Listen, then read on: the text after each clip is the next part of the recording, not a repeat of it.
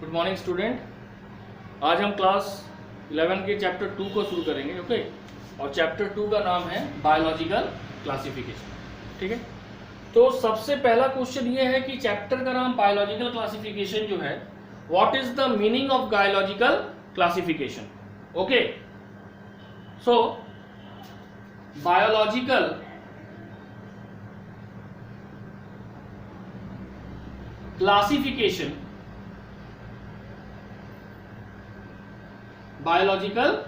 classification is the arrangement. Biological classification is the arrangement of organism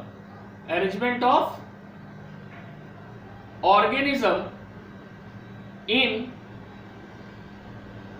hierarchical system या hierarchical series of groups and subgroups। ठीक है, hierarchical system of या series of groups and subgroups on the basis of their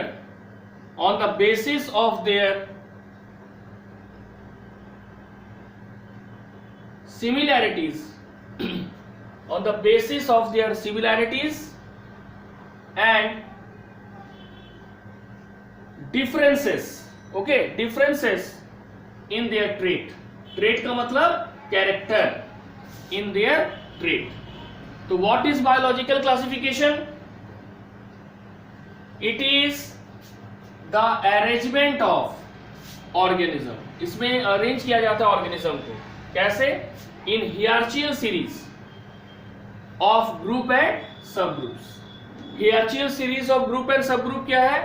हम लोग first chapter में पढ़े थे taxonomic हियरार्ची, जिसमें था ना kingdom, class, order, family, genus, species. तो किंगडम के अंडर में था सब किंगडम, सब ऑर्डर। तो ये जो हो गया ये सब ग्रुप्स हो गया, और ये सब हो गया ग्रुप्स। तो बोला जा रहा है कि बायोलॉजिकल क्लासिफिकेशन एक ऐसा प्रोसेस है जिसमें ऑर्गेनिज्म को अरेंज किया जाता है। कैसे? इन हियरार्चिकल सीरीज ऑफ ग्रुप्स एंड सब ग्रुप्स। ठीक है, और उसका आधार क्या है? On the basis of similarities and differences in there trait का मतलब होता है कैरेक्टर। ठीक है, तो व्हाट इज बायोलॉजिकल क्लासिफिकेशन समझ आ गया?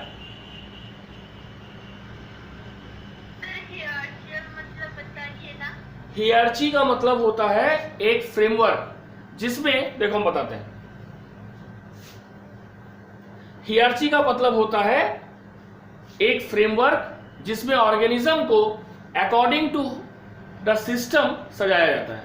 जैसे मान लो कि हम लोग कहीं एफिडेविट देते हैं, तो तुम लोग का होता है ना कि पहले दादाजी का नाम दिया गया, फिर उनका 2 बेटा जो हुआ, मान लो कि तुम है, तुम्हारे पापा है और एक भाई है, 2 हुआ, फिर उनके कितने बेटा बेटी वो दिया जाता है, वो हियरार्ची होता है, जिसको हम लोग हिंदी में वंशावली बोलते हैं। समझ आया मतलब?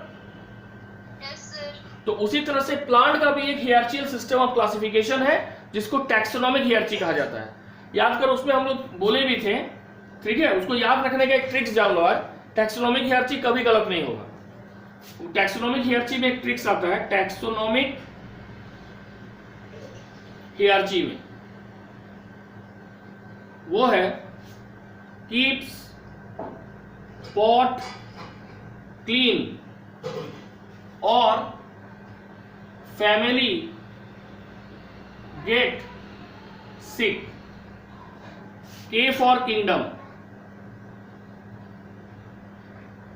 P for pot, C for class, O for order, F for family ही होगा, G for genus and S for species. समझ आया? तो ये हियरार्चिकल सिस्टम ऑफ क्लासिफिकेशन है जिसमें सबसे हाईएस्ट ऑर्डर है किंगडम और सबसे लोएस्ट ऑर्डर है स्पीसीज। अब इस तरह से जाएगा हाई टू लो, ठीक है। तो ये सभी को कहा जाता है ग्रुप्स। अब इसमें सब ग्रुप्स है, क्योंकि टैक्सोनॉमिक हियरार्ची को लिनियस ने डिस्कवर किया था, तो उन्होंने इसका सब ग्रुप भी बनाया। बोला गया कि क्लासिफिकेशन को मोर प्रिसाइज, मोर सिंप्लीफाई करने के लिए, जैसे किंगडम के अंडर में आ गया सब किंगडम, ठीक है, फाइलम, क्लास के अंडर में सब क्लास, ऑर्डर के अंदर में सब ऑर्डर। तो ये जो छोटा छोटा सब डिवीजन बनाया गया इन ग्रुपों का, दैट आर कॉल्ड सब ग्रुप्स। तो ये एक हियरार्ची है, ठीक है, जिसमें हर एक ऑर्गेनिज्म को सजाया जाता है।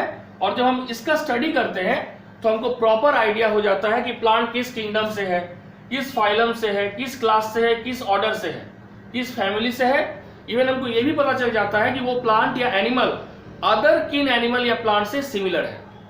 अब समझ आया टैक्सोनॉमिक हियरार्ची क्या है? Yes sir. ठीक है, किरण समझ आया? सर, बोलो। ये किंगडम और सब किंगडम का कोई एग्जांपल है? अभी देखो, अभी तो एग्जांपल जैसे आर्थ्रोपोडा में आएगा। आर्थ्रोपोडा में छोटा छोटा सब क्लास है ना, इंसेक्टा, जिसमें कॉकरोच आता है, उसका बहुत सारा ग्रुप है। ये हम लोग और डिटेल में जाएंगे एनिमल किंगडम में, ठीक है, क्योंकि अभी अगर करोगे तो सब मिक्स हो जाएगा। अभी हम लोग को ये जानना था, क्योंकि यहाँ पे देखो एक वर्ड आया बार बार, क्योंकि हमारा चैप्टर का नाम ही बायोलॉजिकल क्लासिफिकेशन है, ठीक है। तो सबके दिमाग में होगा कि बायोलॉजिकल क्लासिफिकेशन ऐसे क्लियर है। What is classification? क्लासिफिकेशन का सिंपल मीनिंग होता है कि ये एक ऐसा प्रोसेस है जिसके द्वारा एक ऑर्गेनिज्म को एक साइंटिफिक ग्रुप में अरेंज कर दिया जाता है, जिसके साथ वो मैक्सिमम सिमिलर कैरेक्टर को शेयर करता है, दैट इज क्लासिफिकेशन। और ये क्लासिफिकेशन जब लिविंग ऑर्गेनिज्म के लिए किया जा रहा है, that is called biological classification. समझ आया? Yes sir. तुमको समझ आया किरण? Yes sir. ठीक है। अब देखो, अब यहां पे क्वेश्चन है कि चैप्टर का नाम बायोलॉजिकल क्लासिफिकेशन है। व्हाट इज बायोलॉजिकल क्लासिफिकेशन हम समझ गए, but what are the aims and objectives of biological classification? Biological classification जो चैप्टर बना, या जो टॉपिक आया, या जो सिस्टम आया, इसका ऑब्जेक्टिव क्या है, किस लिए ये बना और इसका क्या काम है? Objectives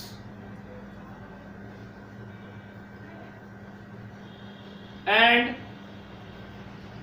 function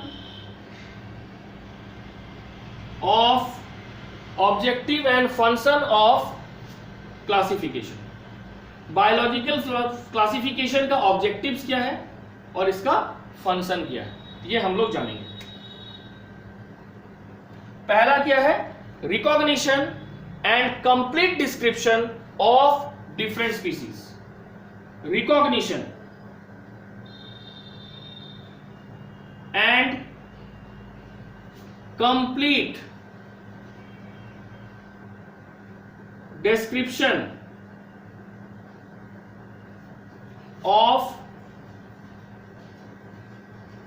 different species।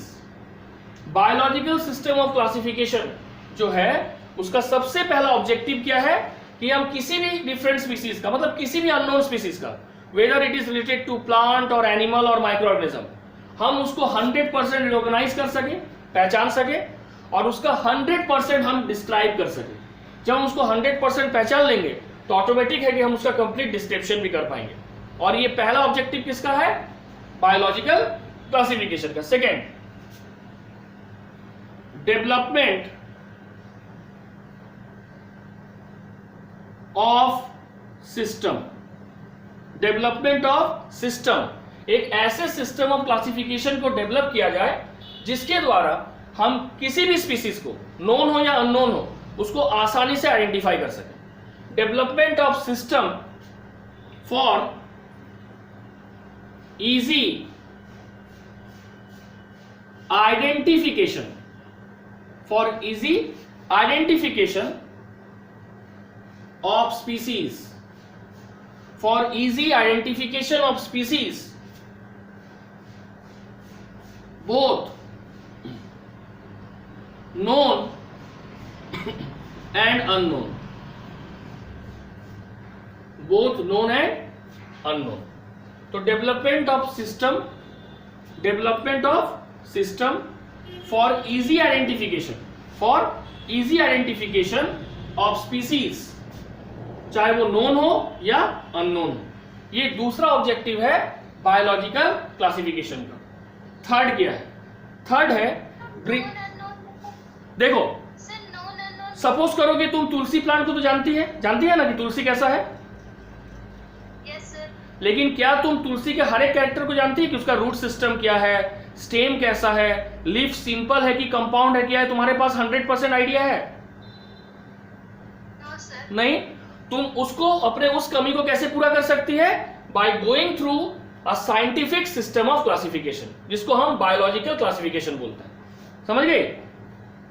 Yes sir. Unknown का तो हमको जेनस स्पीसीज भी खोजना पड़ेगा, लेकिन नोन में कम से कम ये तो जानते हैं कि अगर ग्रीन तुलसी जो हम लोग पूजा में यूज करते हैं, ग्रीन तुलसी का नाम है ऑसिमम बैसिलिकम।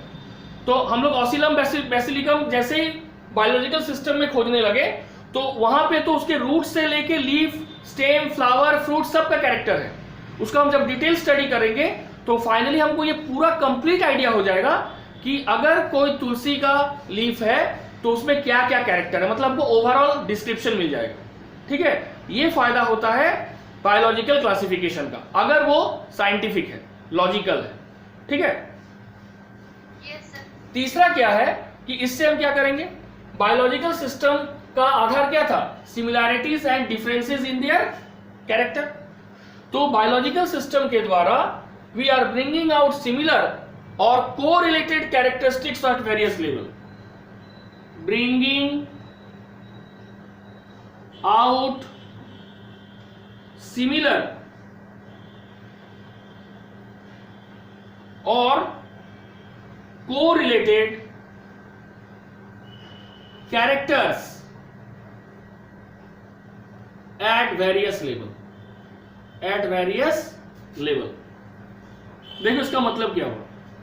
जब हम एक प्लांट को डिस्क्राइब करेंगे तो सिर्फ किसी एक कैरेक्टर के ऊपर तो डिस्क्राइब नहीं करेंगे। अगर हम उसको साइंटिफिक करना चाहते हैं, लॉजिकल करना चाहते हैं, तो हम उसमें क्या करेंगे? किसी भी स्पीसीज को सबसे पहले हम उसका मॉर्फोलॉजी देखेंगे, यानी स्टडी ऑफ एक्सटर्नल कैरेक्टर। फिर हम उसका एनाटॉमी स्टडी करेंगे, यानी स्टडी ऑफ इंटरनल स्ट्रक्चर, है ना। मॉर्फोलॉजी का मतलब एक्सटर्नल स्ट्रक्चर का स्टडी करना, जैसे ये पेन बाहर से कैसा है ये हम देख के बता सकते हैं, ऑब्जर्व करके या मेजर करके, लंबाई, चौड़ाई सब। लेकिन इसके अंदर क्या है ये इसको खोल के डिसेक्शन करके बता सकते हैं, तो वो हो गया एनाटॉमी। फिर हम लोग स्टडी करेंगे उसका साइटोलॉजी। साइटोलॉजी का मतलब वो जिस सेल से बना हुआ है वो सेल का केमिकल कॉम्पोजिशन क्या है, सेल का स्ट्रक्चर क्या है और सेल का फंक्शन क्या है। फिर हम लोग स्टडी करेंगे हिस्टोलॉजी। हिस्टोलॉजी का मतलब स्टडी ऑफ टिश्यू, यहाँ पे टिश्यू के भी स्ट्रक्चर, केमिकल कॉम्पोजिशन और फंक्शन का स्टडी करेंगे। फिर हम उस ऑर्गेनिज्म की स्टडी करेंगे बायोकेमिस्ट्री। जैसे हम ही लोग हैं तो हमारे बॉडी में carbohydrate, protein, fat, vitamins, mineral सब है। तो कार्बोहाइड्रेट हमारे बॉडी में कितना परसेंटेज है, प्रोटीन कितना परसेंटेज है, ठीक है, तो ये तुम्हारा लिपिड कितना परसेंटेज है, मिनरल कितना परसेंटेज है, इसका फंक्शन क्या है, ये सबको किसमें स्टडी करेंगे? बायोकेमिस्ट्री। तो इसी तरह से जो अदर ब्रांचेस है, जब हम डिटेल अकाउंट में, ठीक है, एक ऑर्गेनिज्म के दो ऑर्गेनिज्म के बीच डिफरेंट कैरेक्टर्स को स्टडी करेंगे तो हम क्या जानेंगे? एक ग्रुप के साथ एक पर्टिकुलर ऑर्गेनिज्म का कितना कैरेक्टर सिमिलर है, ठीक है, या कितना कोरिलेटेड कैरेक्टर है eight various level. Various level का मतलब at the level of morphology, at the level of anatomy वो कितना सिमिलर है, at the level of cytology वो कितना सिमिलर है, at the level of histology वो कितना सिमिलर है, at the level of biochemistry वो कितना सिमिलर है। तो ये फायदा भी हमें कौन पहुंचाएगा? Biological classification. हम एक डिटेल जान जाएंगे कि वो ऑर्गेनिज्म किस किस पॉइंट से, किस वेरियस लेवल ऑफ क्लासिफिकेशन में वो कितना ज्यादा सिमिलर है कि डिसिमिलर है। ये समझ आ गया थर्ड पॉइंट?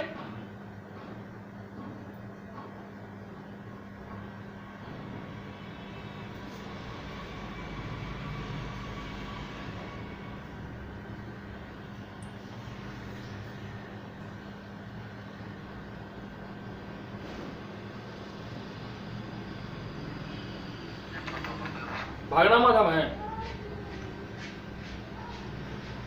किरण है कि चल गए?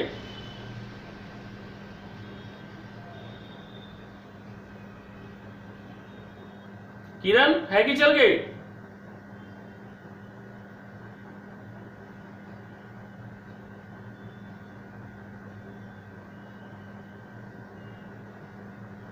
ग्रुप में लिख दो अगर कोई भाग गया ना, कि बोलो सर आ चुके हैं, भागने का जरूरत नहीं है। एक मिनट रुको, तुम लोग का ये प्रॉब्लम परमानेंटली सॉल्व कर देते हैं।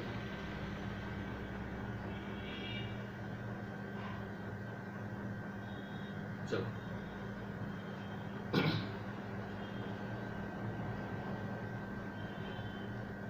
ठीक है, तो ये थर्ड पॉइंट सबको समझ आ गया कि हम बायोलॉजिकल क्लास, हाँ बोलो।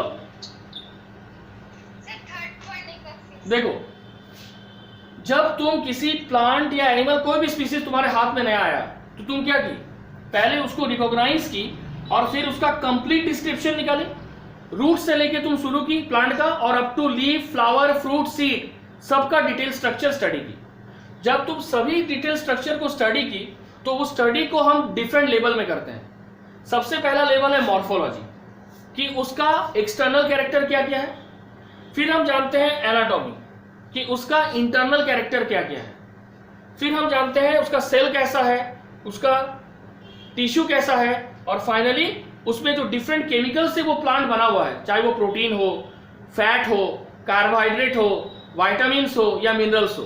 तो वेरियस लेवल में जब हम एक ऑर्गेनिज्म को डिस्क्राइब करेंगे, और डिस्क्राइब करने के बाद मेरे पास पहले से जो सिस्टम वेब क्लासिफिकेशन है, उसमें जो ऑर्गेनिज्म है उसके कैरेक्टर के साथ उसको मिलाएंगे। जिस ग्रुप के ऑर्गेनिज्म के साथ प्लांट का मैक्सिमम कैरेक्टर मिलेगा, हम उस प्लांट को उस ग्रुप में प्लेस कर देंगे। ठीक है, तो यानी हम क्या कर रहे हैं, हम किस आधार पर एक ऑर्गेनिज्म को किसी ग्रुप में रख रहे हैं। हमारा बेसिस है कि वो ऑर्गेनिज्म अगर किसी क्लासिफिकेशन ग्रुप के साथ मैक्सिमम सिमिलर कैरेक्टर शेयर कर रहा है, then we place that particular organism in that particular group. अब समझ आया थर्ड का मतलब? Yes sir. सभी को? किरण, प्रिया, ठीक है, सुजीत समझ आया? Yes sir. अब देखो फोर्थ पॉइंट क्या है? Bringing out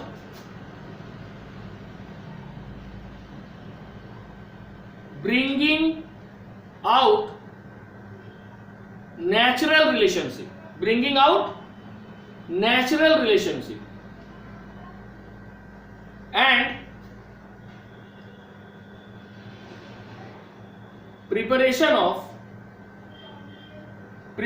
of phylogenetic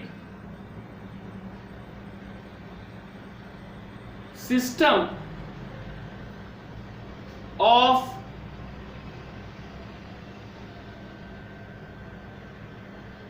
classification on the basis of resemblance and relationship of organism. देखो, जब हम प्लांट को या एनिमल को, कोई भी लिविंग ऑर्गेनिज्म को, उसके टोटल कैरेक्टर को एनालाइज करते हैं, डिस्क्राइब करते हैं ऑन द वेरियस लेवल, तो इसका सबसे बड़ा फायदा क्या होता है? हम उसके नेचुरल रिलेशनशिप को डिस्कवर कर लेते हैं। नेचुरल रिलेशनशिप को डिस्कवर करने का मतलब हम ये पता लगा लेते हैं कि उसका पॉइंट ऑफ ऑरिजिन कहाँ है, वो प्लांट या एनिमल एक्चुअली वो कहां से सबसे पहले उसका ओरिजिन हुआ था। ठीक है, देखो, हम प्लांट को एक प्रॉपर इन्वायरमेंटल कंडीशन देके कहीं भी उगा सकते हैं, लेकिन बेसिकली हर एक प्लांट का एक पॉइंट ऑफ ओरिजिन होता है। मतलब सबसे पहले वो किसी पर्टिकुलर देश में ही पैदा हुआ था, बाद में उसके सीड को मॉडिफाई करके जेनेटिक इंजीनियरिंग के थ्रू उसमें सर्टेन कैरेक्टर्स को इंक्रीज करके उसको अब हम दुनिया के हर जगह ग्रो कर रहे हैं, लेकिन पॉइंट ऑफ ओरिजिन तो होता है। तो इस ओरिजिन को हम पता लगा लिए बाय डिटेल डिस्क्रिप्शन, और जब हम ओरिजिन को पता लगा लिए तो we can easily know what is their ancestor. जो भी प्लांट या एनिमल का तुम कंप्लीट डिस्क्रिप्शन करोगे, तो ऑटोमेटिक है तुमको ये भी पता चल जाएगा फाइनली कि उसका ऑरिजिन कहां से हुआ। ऑरिजिन मतलब वो सबसे पहले कहां पे पैदा हुआ। ठीक है, अब जब ये पता लगा लोगे तो तुमको ये भी पता लगा जाएगा हु आर देयर एंसेस्टर्स। ये प्लांट जो पैदा हुआ, चाहे वो ब्रायोफाइट हो, एल्गी हो, टेरिडोफाइट्स हो, जिम्नोस्पर्म हो या एंजियोस्पर्म हो, या एनिमेलिया में मान लो कोई पॉरीफेरा है या निडारिया या आर्थ्रोपोडा है, तो ये ऑरिजिन कहां से किया। और जब हम किसी प्लांट के ऑरिजिन का स्टडी करते हैं, उनके एंसेस्टर का स्टडी करते हैं, उस सिस्टम ऑफ क्लासिफिकेशन को कहा जाता है फाइलोजेनेटिक सिस्टम ऑफ क्लासिफिकेशन। क्या कहा जाता है? Phylogenetic system of classification. अब यहां पे नेक्स्ट क्वेश्चन है, फाइलोजेनेटिक का मतलब क्या होता है? फाइलोजेनेटिक एक वर्ड से आया है फाइलोजेनी। फाइलोजेनी, फाइलोजेनी का मतलब होता है tracing out ancestral history of an organism. Phylogeny का क्या मतलब होता है? Tracing out ancestral history of an organism. दो ऑर्गेनिज्म है, ठीक है, वो दोनों एक सेम एंसेस्टर से है कि अलग, ये हम आसानी से पता लगा सकते हैं बाय स्टडिंग द फाइलोजेनी। ठीक है, और फाइलोजेनेटिक सिस्टम को, फाइलोजेनी किसी का स्टडी करना तभी तुम्हारे लिए संभव होगा when we go through the complete description of an organism. Complete description मतलब उसके मॉर्फोलॉजी लेवल से लेके इकोलॉजी लेवल तक हर तरह से तुमको स्टडी करना है। ठीक है, देन वी फाइंड आउट और sort out what is the ancestor of that organism. तो ये 4th नंबर समझ आ गया? ठीक है, किरण समझ आया? अंजलि देखो, हाँ बोलो। रिजेम्बलेंस का मतलब सिमिलैरिटीज ऑफ कैरेक्टर।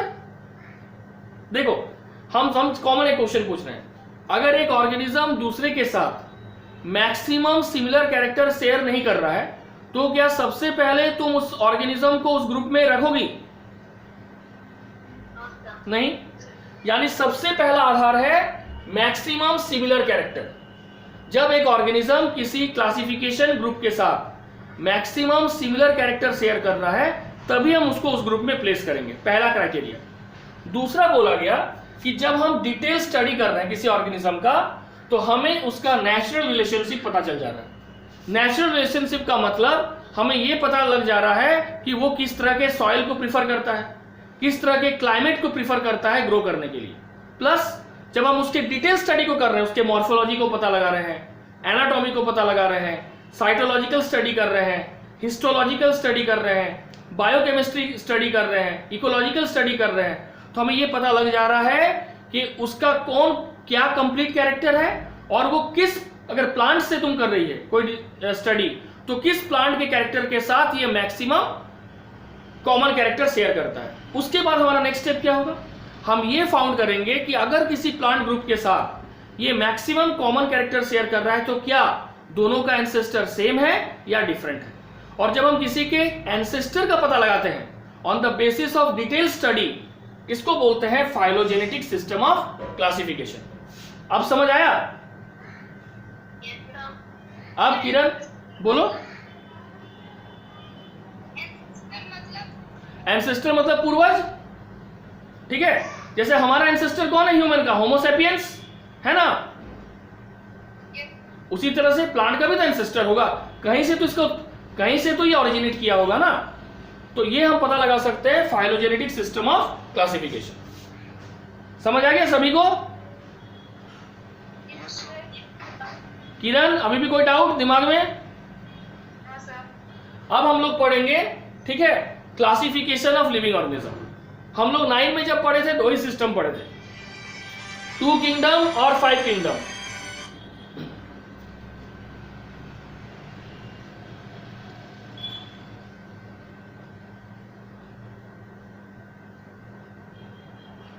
ठीक है, हम लोग 9 में 2 ही पढ़े थे, 2 किंगडम और 5 किंगडम। आज हम लोग पढ़ेंगे 2, 3, 4, 5 and 6 kingdom classification.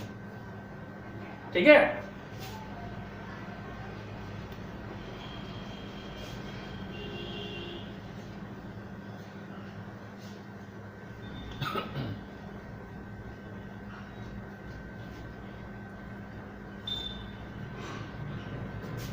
Classification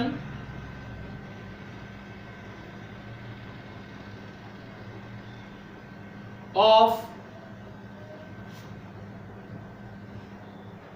living organisms, classifications of living organisms. सबसे पहले कहा जाता है there are following system of classification, there are following, ठीक है, system of classification, system of classification.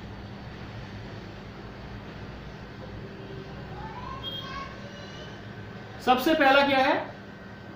Two kingdom classification, two kingdom classification.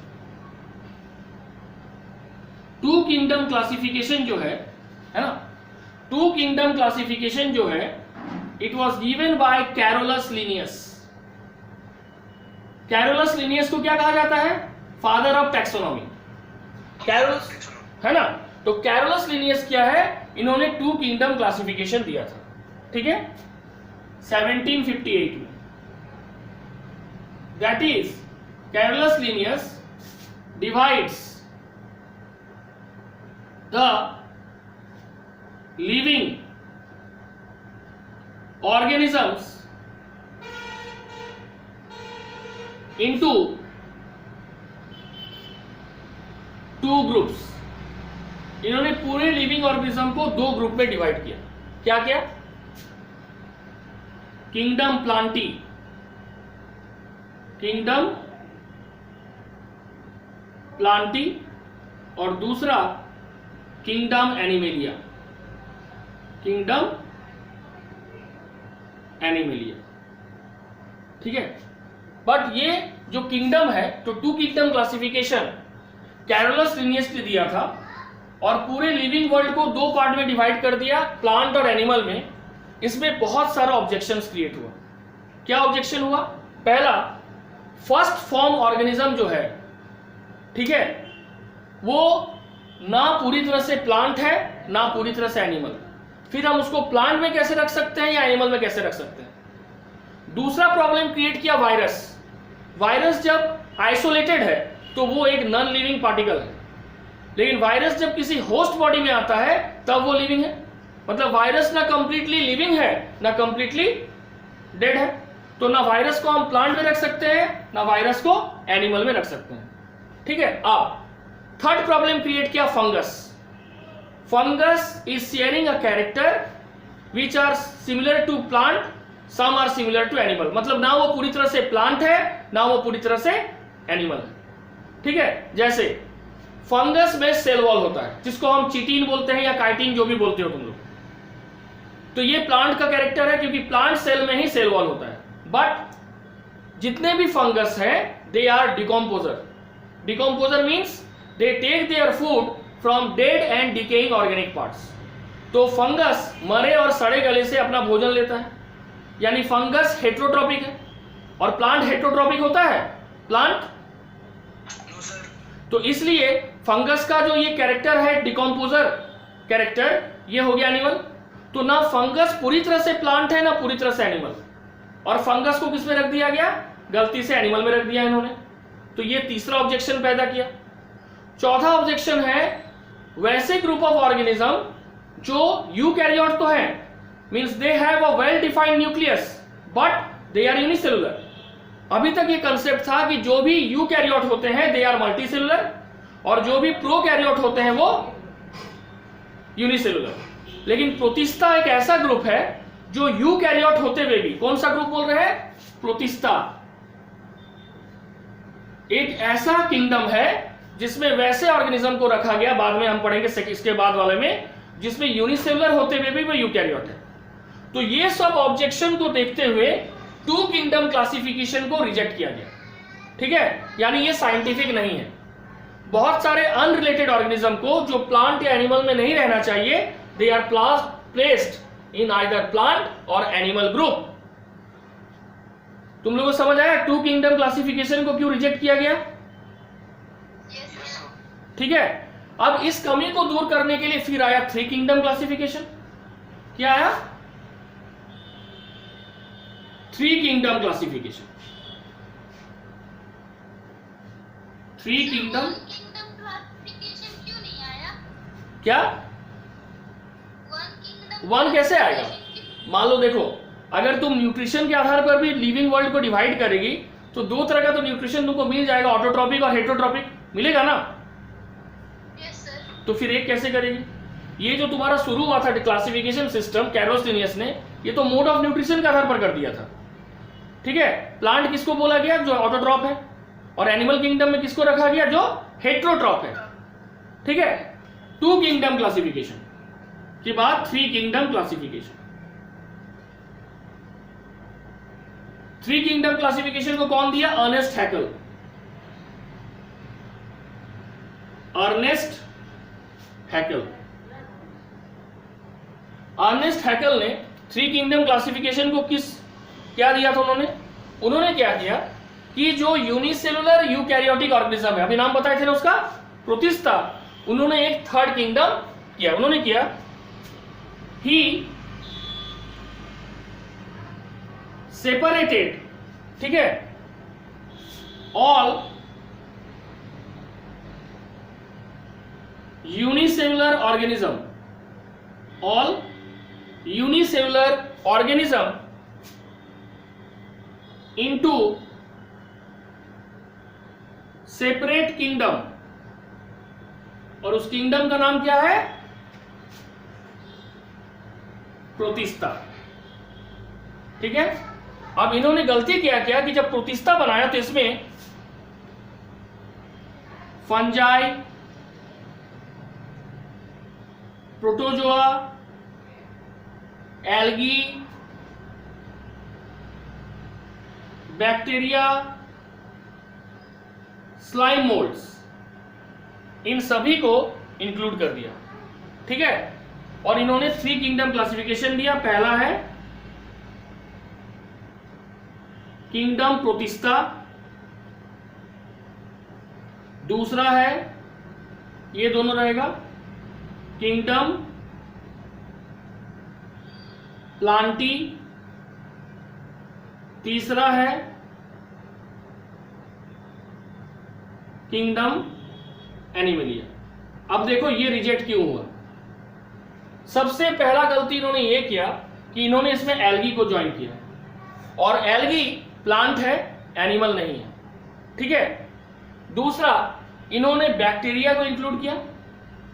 Protista एक eukaryotic organism है जिसमें वेल डिफाइंड न्यूक्लियस होता है, जबकि बैक्टीरिया का जो सेलुलर स्ट्रक्चर जब ऑब्जर्व किया गया तो एक तो ये यूनिसेलुलर है, तो प्रोटिस्टा में ठीक है, but in bacteria the nucleus is not completely form, nucleus इसका इल डिफाइंड होता है। यानी बैक्टीरिया एक प्रोकैरियोटिक ऑर्गेनिज्म है, उसको रखा कहा गया? एक यूकैरियोटिक किंगडम में रखा गया जिसका नाम है प्रोटिस्टा। तो ये दूसरा प्रॉब्लम हुआ जो प्रोटिस्टा का डिमेरिट हो गया। नेक्स्ट, जो स्लाइम मोल्ड्स है, ये इसका कैरेक्टर कुछ प्लांट का है और कुछ एनिमल का, तो हम इसको प्लांट में नहीं रख सकते, प्रोटिस्टा में नहीं रख सकते हैं। ये सब को देखते हुए 3 किंगडम क्लासिफिकेशन को भी रिजेक्ट किया गया। सभी को समझ आ गया? Yes sir. Kiran clear? Yes sir. Irshad, Priya, yes sir. ठीक है। अब देखो, अब जब 3 किंगडम क्लासिफिकेशन रिजेक्ट हुआ तब आया 4 किंगडम क्लासिफिकेशन। तो 2 किंगडम क्लासिफिकेशन को कौन दिया था? Carolus Linnaeus. 3 किंगडम क्लासिफिकेशन को कौन दिया? अर्नेस्ट हैकल। ठीक है, और 4 किंगडम को कौन देगा? कॉपलैंड। 4 kingdom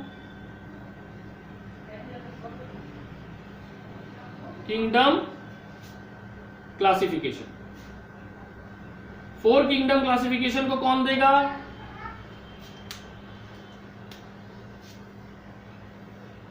Copeland.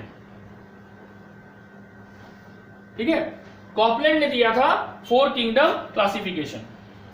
उन्होंने अकॉर्डिंग टू हिम, मतलब according to Copeland, according to Copeland,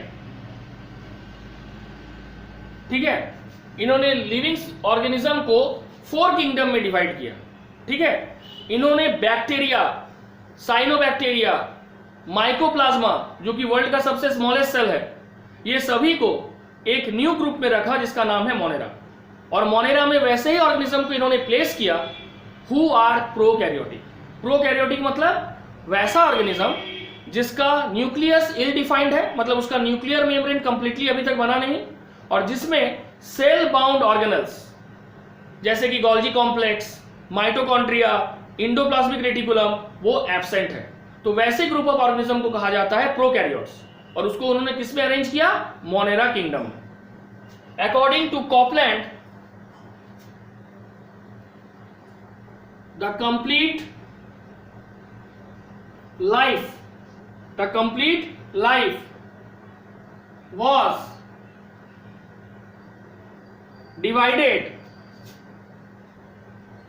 into following kingdom. The complete life of organism is divided into following kingdom. पूरे अर्थ के लाइफ को 4 किंगडम में डिवाइड किया। First Monera, second Protista, third Plantae, fourth Animalia. ठीक है, सबसे पहले मोनेरा में आ जाओ। Prokaryotic cell, prokaryotic cell like bacteria and blue green algae, bacteria and blue green algae. दूसरा प्रोटिस्टा, प्रोटिस्टा में क्या होगा अभी बताए थे, यूकैरियोटिक ऑर्गेनिज्म है ये, यूकैरियोटिक ऑर्गेनिज्म, ठीक है, बट यूनिसेलुलर, यानी इसमें सेल का डिफरेंशिएशन नहीं हुआ, दैट इज सेल टिश्यू में, टिश्यू ऑर्गेन में, या ऑर्गेन ऑर्गेन सिस्टम में कन्वर्ट नहीं हुआ। ठीक है, प्लांटी में क्या आएगा, मल्टी सेलुलर ग्रीन प्लांट्स, ठीक है, and they are basically autotroph, that is they are able to make their own food. Animalia में कौन आएगा, तुम लोग समझ ही गए हैं, मल्टी सेलुलर एनिमल्स। ठीक है, तो ये किंगडम हुआ सबसे पहले मोनेरा, जिसमें प्रोकैरियोटिक सेल आएगा, जिसमें इल डिफाइंड न्यूक्लियस होगा और सेल बाउंड ऑर्गेनल्स एब्सेंट होगा, यानी endoplasmic reticulum, mitochondria, Golgi body, ये सब एब्सेंट होगा, लेकिन राइबोसोम इसमें मौजूद रहेगा मोनेरा में। अब है प्रोटिस्टा, तो ये यूकैरियोटिक है। यूकैरियोटिक मतलब इसमें वेल डिफाइंड न्यूक्लियस होगा, सभी cell organelles, Golgi body, mitochondria, endoplasmic reticulum, peroxisome सब मौजूद रहेगा, लेकिन ये यूनिसेलुलर है। यूनिसेलुलर क्यों है, क्योंकि इसमें सेल का डिफरेंशिएशन नहीं हो पाया, यानी सेल टिश्यू में कन्वर्ट नहीं हो पाया, टिश्यू ऑर्गेनाइज होके ऑर्गन नहीं बना पाया, और ऑर्गन ऑर्गेनाइज्ड होके ऑर्गन सिस्टम नहीं बना पाया। तीसरा है प्लांटी, तो हम लोग जानते हैं जितने भी मल्टी सेलुलर प्लांट्स हैं वो ग्रीन प्लांट्स हैं, वो प्लांट में आएंगे। और लास्ट है एनिमेलिया, तो एनिमेलिया में कौन आएंगे, मल्टी सेलुलर एनिमल्स। एक्चुअली ये बोलना मल्टी सेलुलर है, लेकिन इसमें कुछ यूनिसेलुलर एनिमल्स भी है, जैसे पॉलीफेरा। ठीक है, तो ये तुम्हारा हो गया 4 किंगडम क्लासिफिकेशन। अब बोलो 4 किंगडम क्लासिफिकेशन में किसी को कोई डाउट है?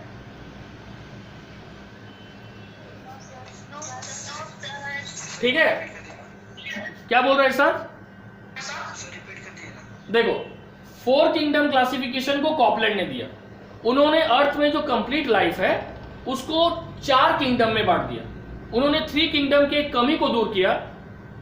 अर्नेस्ट हैकेल ने क्या किया था, बैक्टीरिया, साइनोबैक्टीरिया को किसमें रख दिया था, प्रोटिस्टा में, खाली इस बेसिस पे कि वो यूनिसेलुलर है। लेकिन उन्होंने ये नहीं देखा कि प्रोटिस्टा बेसिकली यूकैरियोटिक है, यानी उसमें जो भी ऑर्गेनिज्म होगा उसका न्यूक्लियस वेल डेवलप्ड होगा, मतलब उसमें न्यूक्लियर इन्वेलप होगा, न्यूक्लियोप्लाज्म होगा, न्यूक्लियोलस होगा, न्यूक्लियर मेम्ब्रेन होगा और क्रोमाटिन भी होगा। जबकि प्रोकैरियोट में न्यूक्लियस का मेम्ब्रेन कंप्लीटली डेवलप नहीं हो पाता है, इसलिए हम प्रोकैरियोट को इल डिफाइंड न्यूक्लियस बोलते हैं, having a ill defined nucleus. तो इसलिए मोनेरा को, उस कमी को दूर करने के लिए कॉपलैंड ने मोनेरा किंगडम को बनाया और मोनेरा किंगडम में उन्होंने प्रोकैरियोटिक सेल को इंक्लूड किया। दूसरा है प्रोटिस्टा। प्रोटिस्टा जो है, इसमें उन्होंने कॉपलैंड के ही आइडिया को फॉलो किया, कॉपलैंड ने अर्नेस्ट हैकेल के आइडिया को फॉलो किया, यूकैरियोटिक ऑर्गेनिज्म को रखा लेकिन वो यूनिसेलुलर है। Third, Plantae as usual Linnaeus के समय से आ रहा है, उसमें इन्होंने सिर्फ मल्टीसेलुलर ग्रीन प्लांट्स को रखा, और एनिमेलिया में उन्होंने सिर्फ मल्टीसेलुलर एनिमल्स को रखा, बट इसमें यूनिसेलुलर को भी रखा गया। समझ आया? Yes sir. अब देखो, अब आएगा 5 किंगडम क्लासिफिकेशन जो हम लोग 9 में भी पढ़े थे, जिसको आर.एच. व्हिटेकर ने 1969 में दिया।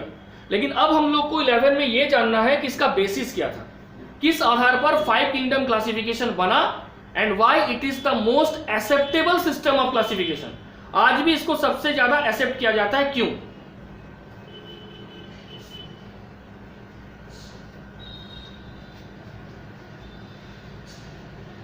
ठीक है, 5 kingdom classification.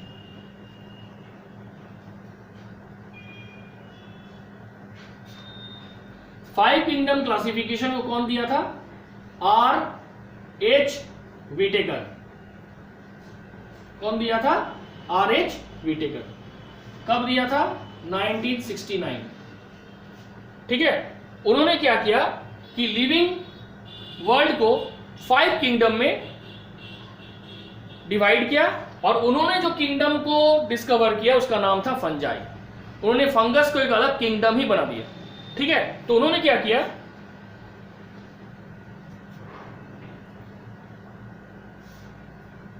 It is based on, ये जो 5 किंगडम क्लासिफिकेशन है ये किस आधार पर बना? इट इज बेस्ड ऑन, सबसे पहला, complexity of cell structure.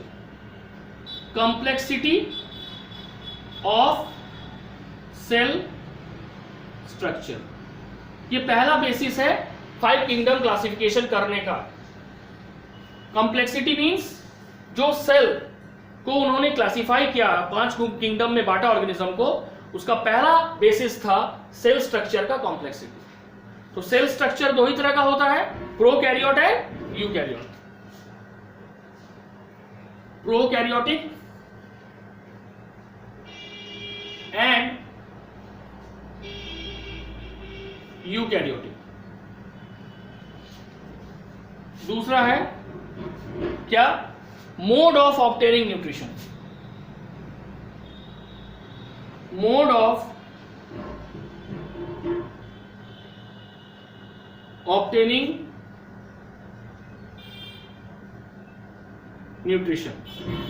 Mode of obtaining nutrition का मतलब वो किस तरह से अपना फूड एक्वायर करता है या भोजन प्राप्त करता है। ये दो होगा, या तो ऑटोट्रॉप या तो हेट्रोट्रॉप। ऑटोट्रॉप और heterotroph.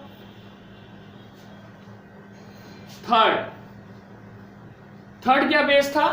Complexity of body organization. Complexity of body organization मतलब जो ऑर्गेनिज्म है वो यूनिसेलुलर है कि मल्टीसेलुलर। यूनिसेलुलर और मल्टी सेलुलर। और तीसरा है phylogenetic and evolutionary phylogenetic and evolutionary relationship. तो देखो 5 किंगडम क्लासिफिकेशन को जो विटेगर ने किया था उसके लिए उन्होंने 4 पॉइंट्स को बेस माना। पहला पॉइंट क्या था? कॉम्प्लेक्सिटी सेल स्ट्रक्चर, यानी सेल प्रोकैरियोट है कि यूकैरियोट है।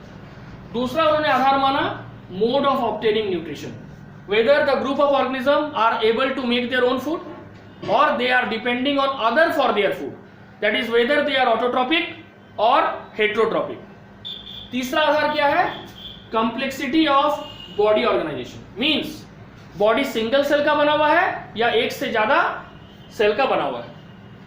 फोर्थ, फाइलोजेनेटिक सिस्टम, कि वो कहां से इवोल्यूशन हुआ, उनकी उत्पत्ति कहां से हुई और उनका एंसेस्टर क्या है, वो सबसे नियर डिसेंडेंट किसका है, ठीक है, उनका सबसे नियर पूर्वज कौन है, ये भी उन्होंने फाउंड किया।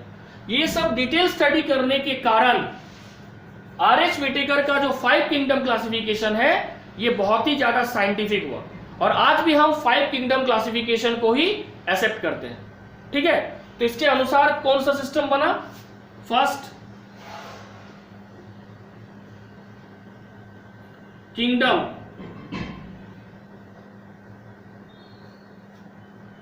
Monera, second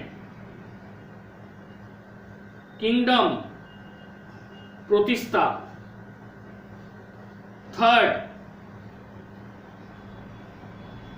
kingdom fungi, fourth kingdom Plantae, fifth kingdom Animalia. ठीक है, ये हो गया क्लियर। तो 5 किंगडम में उन्होंने इसको डिवाइड किया। इसका सबसे पहला मेरिट्स क्या था कि उन्होंने फंजाई को एक सेपरेट किंगडम दे दिया, यानी फंजाई जो है वो ना कंप्लीटली प्लांट था ना कंप्लीटली एनिमल, तो ये प्रॉब्लम सॉल्व हो गया। ठीक है, उन्होंने मोनेरा, प्रोटिस्टा ये सभी को वेल क्लासिफाइड किया, लेकिन अभी भी इसमें 2 कमी रह गया। पहला, उन्होंने कुछ एल्गी को जैसे कि डायटम्स, ठीक है, डायटम्स,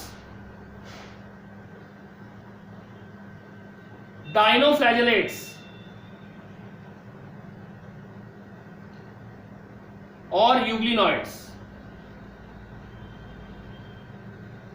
को प्रोटिस्टा में रखा, जबकि ये तीनों एल्गी है और एल्गी का कैरेक्टर क्या होता है? प्लांट। दूसरा ऑब्जेक्शन, ठीक है, वायरस को अभी भी आर.एच. विटेकर ने क्लासिफाई नहीं कर पाया कि उसको किस में रखा जाए, मोनेरा में रखा जाए, प्रोटिस्टा में रखा जाए, फंजाई में रखा जाए, प्लांटी में या एनिमेलिया में। तो ये 2 डिमेरिट्स है। पहला, उन्होंने एल्गी का कुछ अनसाइंटिफिक क्लासिफिकेशन कर दिया, एल्गी के 3 ग्रुप को प्रोटिस्टा में रख दिया और रेड एल्गी, ग्रीन एल्गी और ब्राउन एल्गी को उसने किसने रख दिया? प्लांट में। ये पहला डिमेरिट है। और दूसरा, उन्होंने भी वायरस को प्रॉपर्ली डिफाइन नहीं किया। 5 kingdom clear?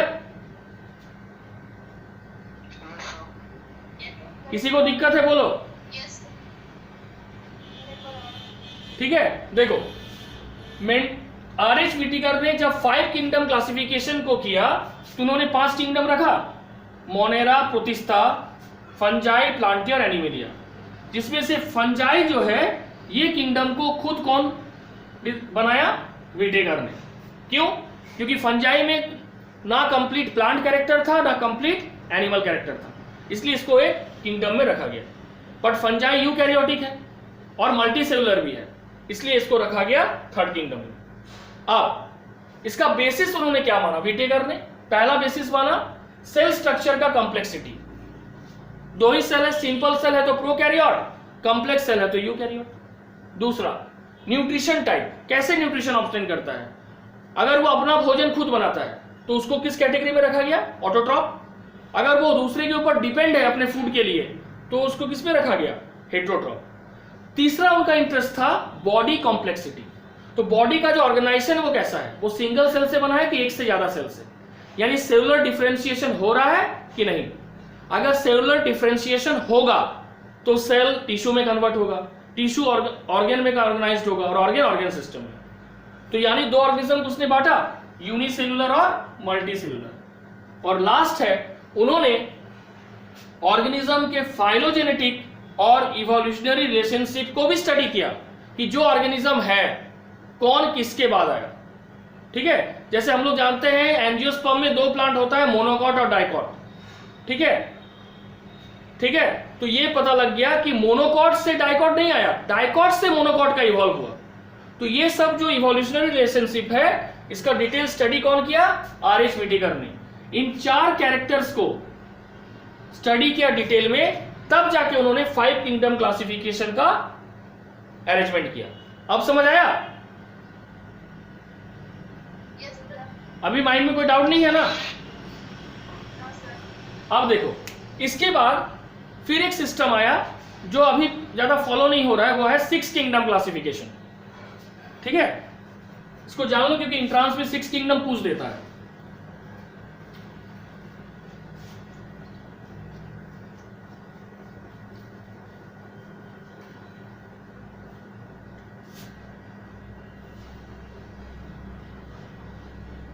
Six kingdom classification, या इंट्रांस में इसको और एक तरीके से पूछा जाता है, वो है 3 डोमेन ऑफ लाइफ। 3 डोमेन, ठीक है, डोमेन्स ऑफ लाइफ। अब इसको दिया कौन था? कार्ल ऊज ने। दिस सिस्टम was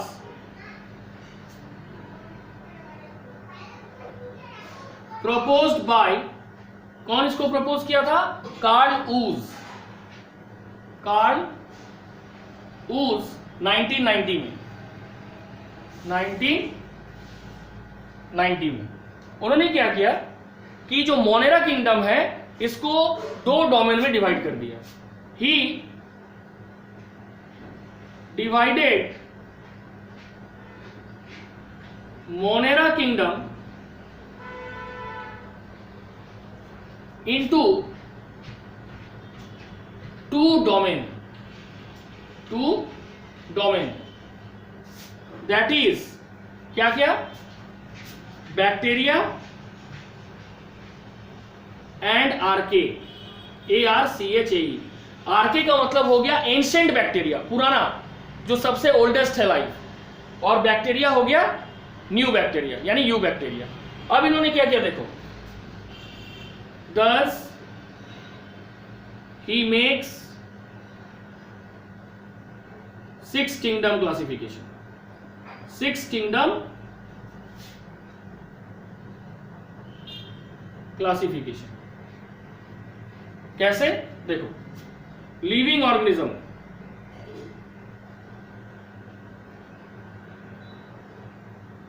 ठीक है, उसके इन्होंने बांटा 3 पार्ट में। पहला क्या है? Domain bacteria, domain bacteria. दूसरा है डोमेन आर्के बैक्टीरिया, डोमेन आर्के। और तीसरा डोमेन है यूकैरियोटा या यूकैरिया, डोमेन यूकैरिया। डोमेन जो बैक्टीरिया है इसमें किंगडम क्या होगा? किंगडम होगा यू बैक्टीरिया, यू बैक्टीरिया। इसमें किंगडम क्या होगा? आर्के बैक्टीरिया, आर्के बैक्टीरिया। और यूकैरियोट में क्या होगा? किंगडम, ठीक है, protista, kingdom fungi, kingdom Plantae, and kingdom animalia. ठीक है, तो टोटल कितना किंगडम हो गया? यहां 4, 5, 6। तो सबसे पहले उन्होंने पूरे लिविंग वर्ल्ड को 3 डोमेन में बांटा और डोमेन को फिर बांटा किंगडम में। बैक्टीरिया डोमेन के अंडर में यू बैक्टीरिया आया, that is the modern bacteria. Bacteria domain archaea के अंडर में किंगडम आर्के बैक्टीरिया आया। आर्के बैक्टीरिया का मतलब क्या? Ancient bacteria. आर्के बैक्टीरिया का मतलब एंशिएंट, एंशिएंट ANCIENT। एंशिएंट का मतलब हो गया ओल्ड। ठीक है, और बाकी ये तुम लोग जान ही रही है, प्रोटिस्टा, फंजाई, प्लांटी, एनिमेलिया, ये सभी यूकैरियोटा है, इसलिए डोमेन यूकैरिया में रखा गया। क्लियर? तो सर ये वाला क्यों नहीं अभी हम लोग पढ़ रहे हैं? इसमें ऐसा कुछ नयापन है क्या? जो तुम्हारा RH विटेकर ने किया था, RH विटेकर ने जो बनाया मोनेरा, उसमें ऑलरेडी उसने मोनेरा को 2 किंगडम में बांट दिया था। ठीक है, 2 क्लास में बांट दिया था, यू बैक्टीरिया और आर्के बैक्टीरिया में। तो ऐसा कुछ नया कर नहीं पाया कार्लोस कि उसको माना जाए। देखा गया कि मोर ओवर विटेकर और ये दोनों सेम है। समझ आया? यस जब 2 चीज सेम है तो फिर हम नया चीज क्यों पढ़े, है ना? जो ऑलरेडी हमको समझ आ चुका है हम उसी को कंटिन्यू करेंगे ना। Yes sir. ठीक है, अब बोलो इसमें 6 किंगडम में किसी को कुछ पूछना है? किरण, नो सर। प्रिया, इरशाद, ठीक है, सुजीत, क्लियर है ना? तो देखो आज इतना ही क्लास है। इसके बाद नेक्स्ट डे हम लोग फिर अब मोनेरा किंगडम को डिटेल में पढ़ेंगे, यानी वेडनेसडे फ्राइडे को। और यहां तक में अगर कोई भी है हम वीडियो अपलोड कर देंगे, तुम लोग देख लेना। अगर कोई भी दिक्कत है तो तुम लोग नेक्स्ट क्लास में हमसे पूछ लेना। ठीक है? सर हाँ बोलो। ऑफलाइन क्लास कब से स्टार्ट करेंगे? Next week. ठीक है, ऑनलाइन और वो दोनों ठीक है।